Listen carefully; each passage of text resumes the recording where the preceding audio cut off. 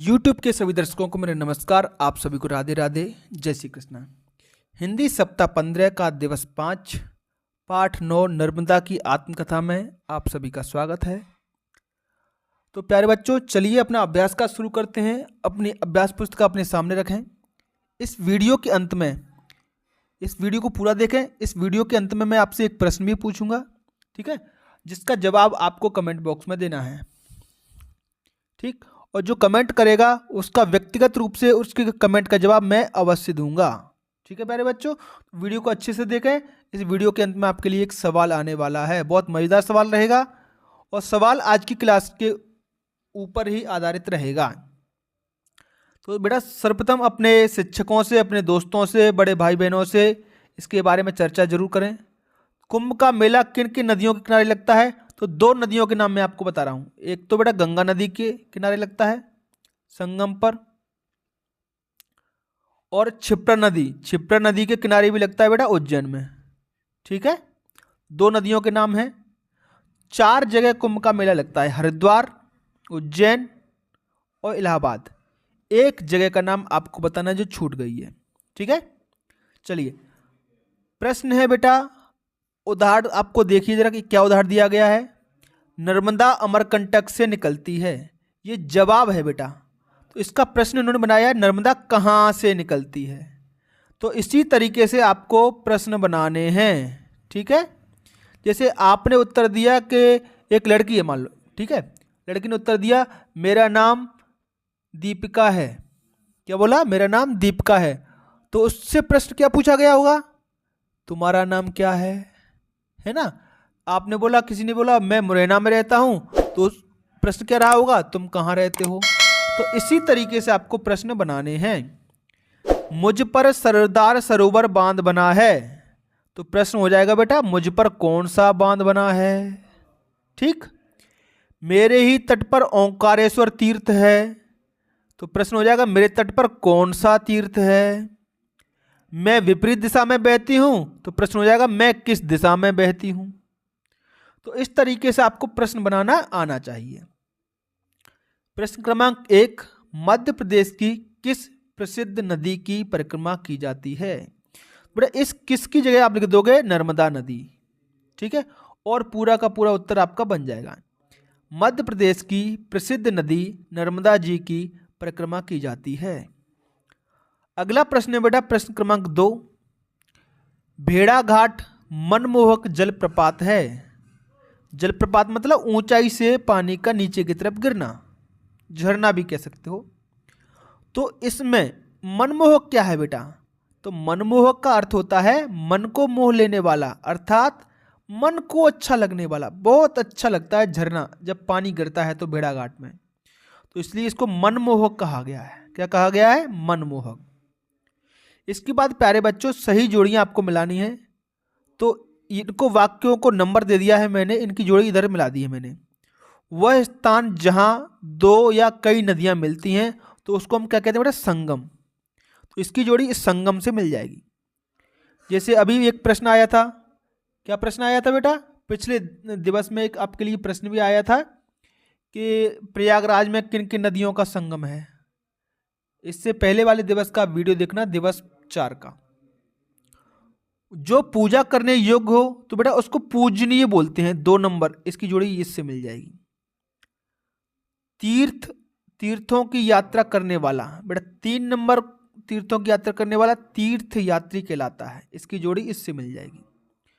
सुख देने वाला तो इसको बोलते हैं सुखदायिनी। सुखदायिनी, दायिनी मत देने वाला, तो सुख देने वाला सुखदायिनी, इसकी जोड़ी इससे मिल जाएगी। आगे बढ़ते हैं बेटा। अगर आपने इतना कर लिया हो तो एक धारा प्रवाह पठन है, इसको पढ़िए। उसके बाद मौखिक और लिखित प्रश्नों के जवाब आप लिखेंगे। गांधी जी का जन्म पोरबंदर में हुआ। वे राजकोट पढ़ने गए। उन्होंने पुस्तकों में पढ़ा था कि घूमना लाभकारी होता है ना। तो कब कब घूमना चाहिए हमें? सुबह शाम घूमना चाहिए बेटा, ये स्वास्थ्य के लिए अच्छा होता है। वे सत्यप्रिय थे। गांधी जी हरिश्चंद्र की तरह सत्यवादी बनना चाहते थे। सत्यवादी, वादी मतलब बोलना, सत्य माने सच, तो सच बोलने वाले व्यक्ति को सत्यवादी कहते हैं। तो गांधी जी हरिश्चंद्र की तरह सत्यवादी बनना चाहते थे। वे दूसरों के मोती जैसे अक्षर देखते तो स्वयं भी उनके जैसा लिखने का प्रयास करते। ये बहुत अच्छी लाइन है बेटा। अगर आप देख रहे हो मैं कैसे लिखता हूँ, तो कोशिश करना आप भी पुस्तक में इसी तरीके से अच्छे अच्छे अक्षर बनाएं, अच्छे से वाक्य लिखें और अच्छे से उनके ऊपर लाइन खींचें। इससे आपका भी लेखन सुधरेगा। ठीक है। प्रश्न क्रमांक 1, घूमने से क्या क्या लाभ होते हैं?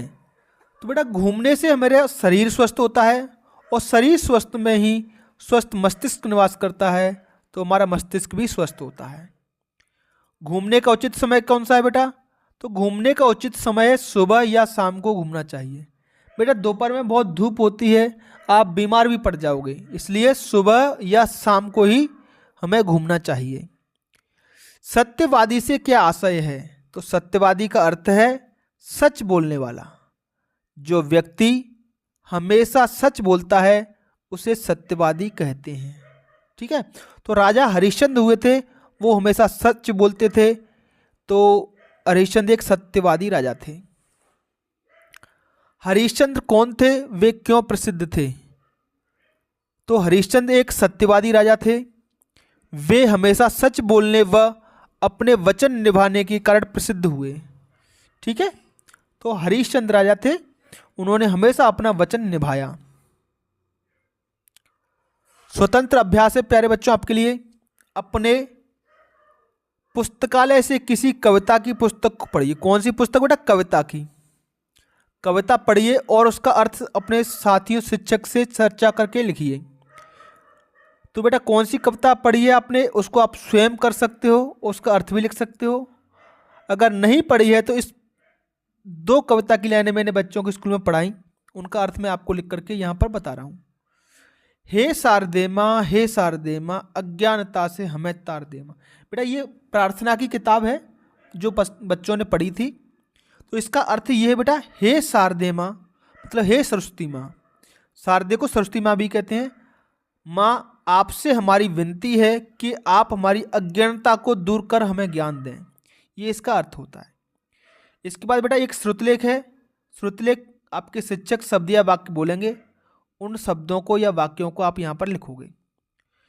आज का सवाल बेटा, आज का सवाल ये है आपके लिए, आपको ये ढूंढ करके बताना है मुझे कि वर्तमान में, अभी वर्तमान जो चल रहा है, अभी वर्तमान में हमारे देश के राष्ट्रपति कौन है? अपने बड़े भाई बहनों से पूछकर बताइए, शिक्षक साथियों से पूछकर बताइए, कहीं से भी। तो वर्तमान में हमारे भारत देश के राष्ट्रपति का नाम आपको हमें बताना है। ये आज का सवाल है। ठीक है प्यारे बच्चों, तो किस किस को पता है वर्तमान के राष्ट्रपति, जरूर कमेंट करें। आज की वीडियो में इतना ही, फिर मिलेंगे अगली क्लास में। तब तक के लिए आपका दिन शुभ हो। Have a nice day and thank you.